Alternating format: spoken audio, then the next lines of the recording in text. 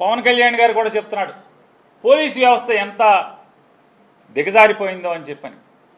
సాక్షాత్తు ఈ రాష్ట్ర ఉప ముఖ్యమంత్రి పవన్ కళ్యాణ్ గారు ఆయన నిన్న మొన్న చెప్పారు ఈ రాష్ట్రంలో పోలీసు వ్యవస్థ ఎంత నిర్వీర్యంగా పనిచేస్తుందో, ఎంత అచేతనంగా ఉందో. అంటే ఒక ఉప ముఖ్యమంత్రి చెప్తేనే చర్యలు తీసుకోలేనటువంటి పోలీసు వ్యవస్థ ఇవాళ ఆంధ్రప్రదేశ్ రాష్ట్రంలో ఉందని మన వివరం చెప్పక్కర్లా. ఆ ప్రభుత్వాన్ని మోస్తున్నటువంటి సాక్షాత్తు ఆ ప్రభుత్వాన్ని నడుపుతున్నటువంటి ఉప ముఖ్యమంత్రి గారే ఆయన గట్టిగా ఘాటుగా ఆయన కడుపు చించుకుంటే కాళ్ళ మీద పడుతుందనే విషయాన్ని కూడా మర్చి ఆయన చెప్పారు కదా. ఈ స్థితి ఈ రాష్ట్రంలో ఉన్న పరిస్థితులు మనం చూస్తున్నాం. కాబట్టి ఈ స్థితుల్లో అంటే అప్రజాస్వామికంగా పోలీసుని అడ్డం పెట్టి రాజకీయ కక్షలు రాజకీయ కార్యకర్తలందరినీ కూడా వేధింపులు ప్రత్యర్థి రాజకీయ పార్టీ నాయకుల్ని వేధింపులతో హింసిస్తున్న పరిస్థితుల దృష్ట్యా త్వరలో జరగబోతున్నటువంటి ఉభయ గోదావరి జిల్లాల్లో గ్రాడ్యుయేట్స్ కాన్స్టిట్యూన్సీ ఎమ్మెల్సీ ఎలక్షన్లు కానీ లేదా కృష్ణా గుంటూరులో జరుగుతున్నటువంటి గ్రాడ్యుయేట్స్ ఎన్నికల్లో కానీ వైఎస్ఆర్ కాంగ్రెస్ పార్టీ ఈ జరగబోయేటువంటి తూతూ మంత్రి అంటే కేవలం ఎన్నికలు తెలుగుదేశానికి అనుకూలంగా జరుపుకునేటువంటి ప్రక్రియ మనకి వాళ్ళకి కనపడుతుంది. ప్రజాస్వామ్యం అంటే ఈ దేశంలోనే ఈ రాష్ట్రంలోనే అత్యంత దయనీయ స్థితిలో ఉన్నటువంటి శాంతి భద్రతల పరిస్థితులు మనం చూస్తున్నాం. కాబట్టి ఇటువంటి కిరాతక గవర్నమెంట్ నడుపుతున్నటువంటి ఈ ఎన్నికల్ని ఈ గ్రాడ్యుయేట్స్ ఎన్నికల్ని బాయ్కాట్ చేయాలని చెప్పని వైఎస్ఆర్ కాంగ్రెస్ పార్టీ ఈరోజు నిర్ణయించడం జరిగింది. దాని కొరకని చెప్పని ఈ రాష్ట్ర ప్రజలకు కానీ ఇవాళ ఉన్నటువంటి పరిస్థితులు చూస్తున్నాం మనం ఎంత హేయంగా. అంటే ఆ రాష్ట్ర ప్రభుత్వాన్ని నడుపుతున్నటువంటి ఉప ముఖ్యమంత్రే ఈ రాష్ట్రంలో శాంతి భద్రతలు దిగజారిని అని చెప్పి వాపోయే పరిస్థితుల దృష్ట్యా మనం చూస్తున్నాం. ఇంకా వైఎస్ఆర్ కాంగ్రెస్ పార్టీ కార్యకర్తలని నాయకులను అయితే లెక్కకి మిక్కిలిగా ఏ రకంగా వేధిస్తున్నారో మనం చూస్తున్నాం. చిన్న ఉదాహరణ మాట్లాడుకుంటే పల్నాడులో జరిగేటువంటి పోలీసు అకృత్యాలు ప్రభుత్వ అకృత్యాలకైతే లెక్కకి మిక్కిలి అసలు చెప్పనాకి అలవిగానటువంటి పరిస్థితులు. ఎప్పుడో 2 సంవత్సరాలు 3 సంవత్సరాల క్రితమో ఒక కేసు కట్టబడి ఎఫ్ఐఆర్ నమోదు కాబడి 41 నోటీసులు ఇచ్చేసి, అంటే 41 నోటీస్ అంటే ఏంటి, 7 సంవత్సరాల శిక్ష లోపు ఉన్నటువంటి ప్రతి సెక్షన్కి కింద ఎఫ్ఐఆర్ నమోదైతే కనుక దాంట్లో అరెస్టు చూపించకుండా రిమాండ్ చేయకుండా పోలీసు వారు నీ మీద కేసు నమోదు కాబడిందని చెప్పని వారికి 41A నోటీస్ ఇచ్చేటువంటి పరిస్థితులు. ఆ నోటీసులు అందుకున్న కేసులో కూడా మళ్ళీ ఆ కేసుని తిరగదోడి ఎంత కిరాతకం, ఎంత పోలీస్ వ్యవస్థను ఎంత దిగజార్టం, చట్టాన్ని ఏ రకంగా తప్పుడు మార్గంలో తీసుకెళ్తున్నారు చంద్రబాబు నాయుడు గారు కానీ కూటమి ప్రభుత్వం కానీ.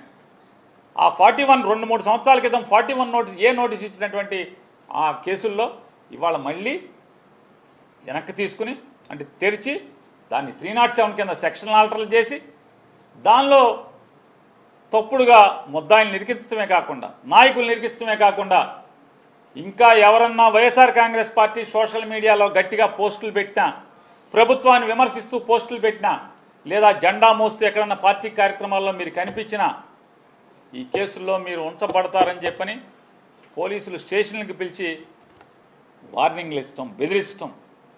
అక్కడితో ఆగట్లేదు. అక్కడితో ఆగకుండా వైఎస్ఆర్ కాంగ్రెస్ పార్టీ వాళ్ళని ఏదో ఒక తప్పుడు ఫిర్యాదు తెలుగుదేశం వాళ్ళతో ఇప్పించి వాళ్ళని తెలుగుదేశం అంటే అర్ధరాత్రి పూట ఇంట్లోంచి చొక్కా పట్టుకుని ఈడ్చుకెళ్ళి తెలుగుదేశం ఎక్కడికి తీసుకెళ్తారు, పోనీ పోలీసులు వచ్చారంటే పోలీస్ స్టేషన్కి అది తీసుకెళ్ళాలి.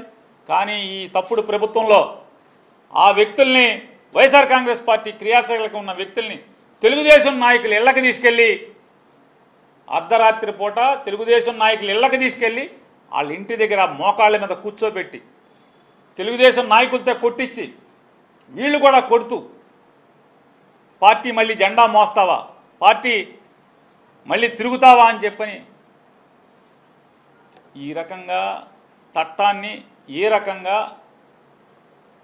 తుంగలో తొక్కుతున్నారు, చట్టానికి విలువ లేకుండా చేస్తున్నారు, పోలీసు వ్యవస్థని విలువ లేకుండా చేసిన పరిస్థితులు ఇవాళ ఎంత చెడిపోయిన పరిస్థితులు మనం చూస్తున్నామంటే, ఇవాళ క్యాబినెట్ మీటింగ్ జరిగితే ఈ రాష్ట్రంలో ఇప్పుడు దాకా ఒక 100 పైచీలకు సుమారుగా హత్యలు కానీ, ఆడపిల్లలు కేవలం ప్రత్యేకించి స్త్రీల యొక్క హత్యలు కానీ, మానభంగాలు కానీ లేదా కిరాతకాలు కానీ జరిగితే లా అండ్ ఆర్డర్ ఎలా భద్రపరుద్దాం, ఏం చేద్దాం, ఎలా పటిష్టం చేద్దాం, పోలీస్ వ్యవస్థను ఎలా కంట్రోల్ చేద్దాం అనే ఒక్క మాట మాట్లాడిన మంత్రి లేడు.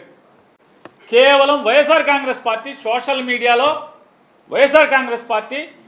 మీడియాలో పెట్టే ప్రభుత్వ వ్యతిరేక పోస్టుల గురించే క్యాబినెట్ కూర్చుని మాట్లాడుకుందంటే ఇది ప్రభుత్వమా? సిగ్గుపడాలి కదా ఈ ప్రభుత్వం. ఈ రాష్ట్రంలో ఉన్నటువంటి దిగజారినటువంటి ఆగకుండా దోపిడీలు, దొంగతనాలు, హత్యలు, కిరాతకాలు లెక్కలకి మిక్కిలి జరుగుతుంటే వాటి గురించి, వాటి అరికట్టడం గురించి, పోలీస్ వ్యవస్థను ఎలా గట్టిగా ప్రజలకు అనుకూలంగా మలచాలనేటువంటి చర్చ 5 సెకండ్లు కూడా జరగకుండా సోషల్ మీడియాలో వైఎస్ఆర్ కాంగ్రెస్ పార్టీ పెడుతున్న పోస్టుల్ని ఎలా కంట్రోల్ చేయాలి, సోషల్ మీడియా వాడిని ఎలా, వైఎస్ఆర్ కాంగ్రెస్ పార్టీ వాడిని ఎలా కంట్రోల్ చేయాలని క్యాబినెట్ మాట్లాడటం అంటే ఒక రకంగా గర్వపడుతున్నాం. YSR Congress party social media కార్యకర్తలను చూసి ఈ ఆంధ్రప్రదేశ్ రాష్ట్ర ప్రభుత్వం 160 పైచిలకు మంది గెలిచినటువంటి ప్రభుత్వం, మేము 11 మందే గెలిచామని చెప్తున్నారు. 11 మంది గెలిచినటువంటి YSR Congress party social media కార్యకర్తల గురించి క్యాబినెట్ చర్చించుకునే పరిస్థితి అంటే మీరు ఎంత దిగజారిపోయారు, ఈ ప్రభుత్వాన్ని ఎంత దిగజార్చారు.